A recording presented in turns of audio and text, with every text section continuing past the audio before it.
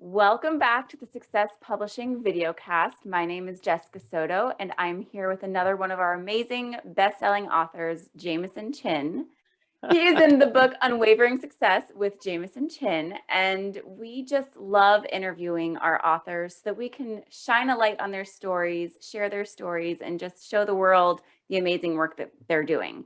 So, Jameson, could you give us just like the little cliff notes on who you are, where you are in the world, how we got here? Sure. Thank you so much, Jessica. I truly appreciate it. It's great to see you again as always. So I'm Jameson Chin, and I'm based in Singapore. And if you don't know where Singapore is, it's basically somewhere in Southeast of Asia. So it's really sunny. It's always summer here. Amazing weather, but it's 4 seasons of summer, as they say. So my background is in sales. So I've been in sales for the most part of my life. So I'm 35 this year. I've been doing sales for more than at least a decade.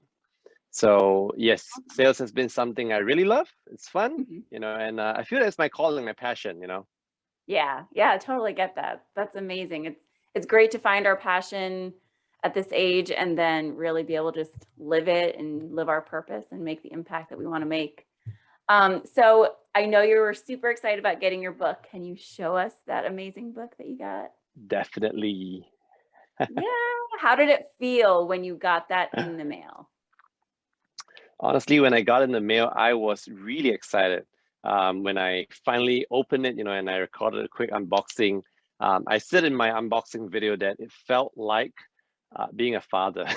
Yeah. You see, I'm not married yet. I don't have kids, so I wouldn't know how it's like to be a father yet. But it definitely felt that way. That kind of excitement. Knowing that, oh my gosh, the book is coming out, and finally seeing it and holding it in my arms for the first time. It was a really emotional moment at the same time, because of the story that I've written inside. But I was excited, and yet I had a lot of emotions going through me at that point of time. Yeah, I mean, I am a mother, so I understand the actual parent side, but it's a labor of love.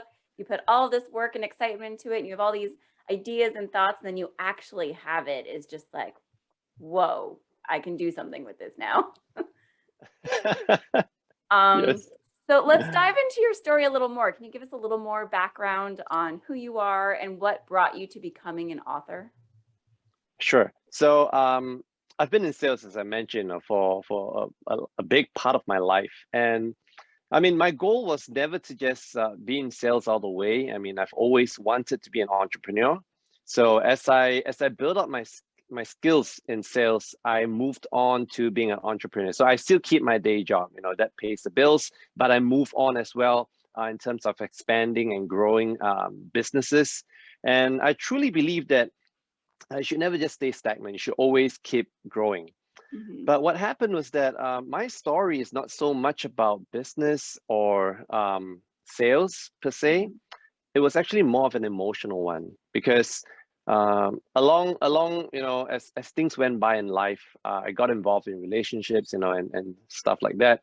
But what truly hit me the most was when I met this particular girl who ended up becoming an emotional toll on my life. Not Mhm. exactly because it's her fault.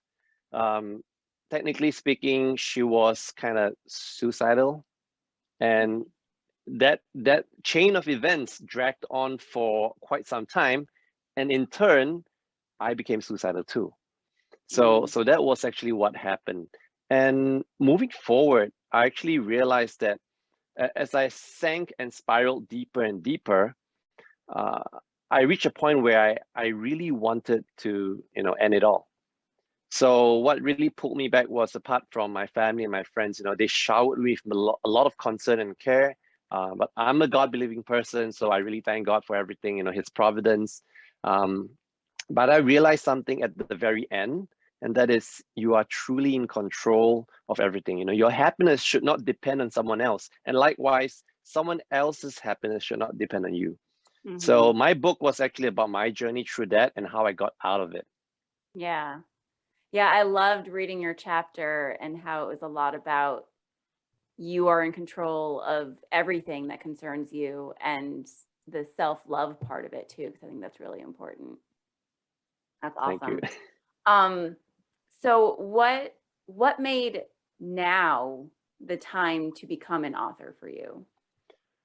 Well, I've always wanted to, tell my story to people, but I didn't really know how because it's kind of weird to just, I mean, I felt it was kind of weird to just jump on social media and say, "Hi guys, I'm Uh-huh. suicidal, previously." So, Uh-huh. what better way, what better way? So, when I spoke to Steve, I mean, I shared my story with him and he said, "Jameson, that's a really great story. I mean, people Mhm. can relate to that." And I realized that, hey, I mean, he's right. In fact, I know of other people. It might not be that extreme, where they are suicidal or they have partners who are suicidal, but there are a lot of times, I mean, not just in relationships, but in life where people feel powerless.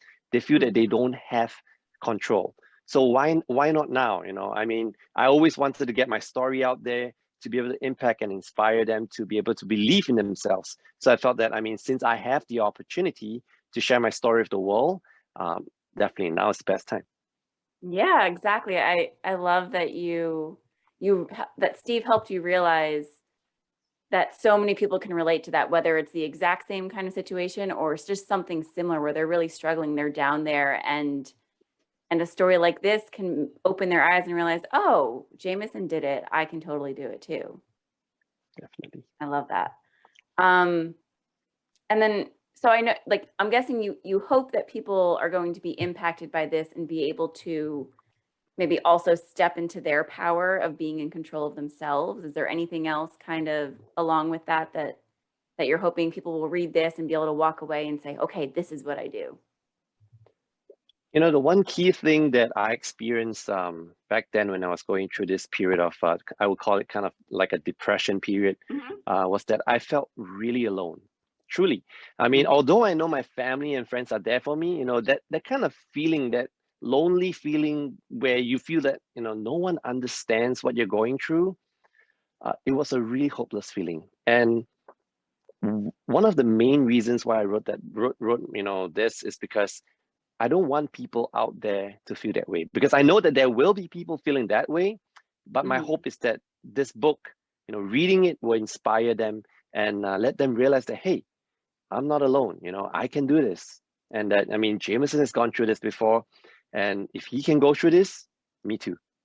Yeah. I mean, I think now is the perfect time for that. So many people think that they're alone in so many different struggles that they go through, and when we just open up like this and let them know, "Hey, I did this too. You had no idea." They're able to voice that too and step into their power. That's awesome. So now that you've been published, I know you've done some interviews, you've been in some some press. How has stepping into that identity as an author changed the way you feel about yourself or how you act or conduct business? Well, definitely, I feel more of a sense of power now. I mean, Mhm. I'm definitely excited to share with people that, hey, I'm a published author, and here's my book, and Yeah. that is really really exciting. So definitely, I feel much more empowered, I would say. But what's crazy is not having the feeling of being empowered, but being able to empower others through this as Mhm. well. That's Oh, what really excites me.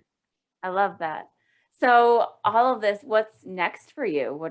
What's the next step for Jameson? So, so what happened is that I probably I believe that you've probably heard of it before. I mean, we all know Matt Morris, and Matt, he shared about this story. You know, one day we're all gonna die, you see, and I mean, we can't avoid that.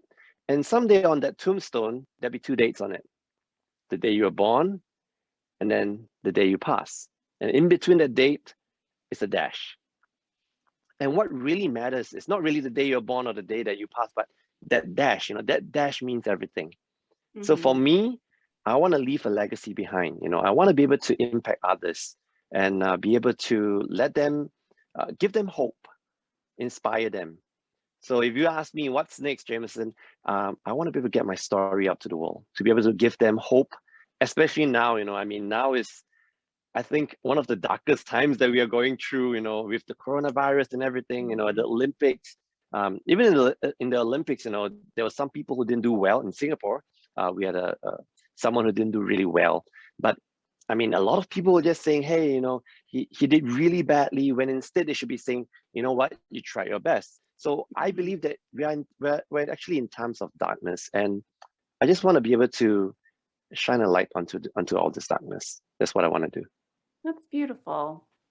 And then just out of this whole author experience, I know you and you were like on it, you were one of our stars and you got published and you really ran with it at the end. What was the best or biggest surprise out of all of this? The craziest surprise and the best surprise was, in the end, being able to do it, because Yeah. when I first started out, I had my doubts. I mean, for sure, I mean, I'm a very positive person. I believe that if you set your mind and your soul and your heart to it, you can do it. But sometimes, there's just that small little voice, Mm-hmm. whispering to you, you know what, you're gonna fail, you're not gonna do it, I don't think you succeed, that kind of stuff. So there were voices in my head telling me that, Jameson, don't waste your time, But I said, you know what, go away, just go away. I'm just gonna go Yeah. ahead and do it. And the biggest surprise was being able to do it. But what's even bigger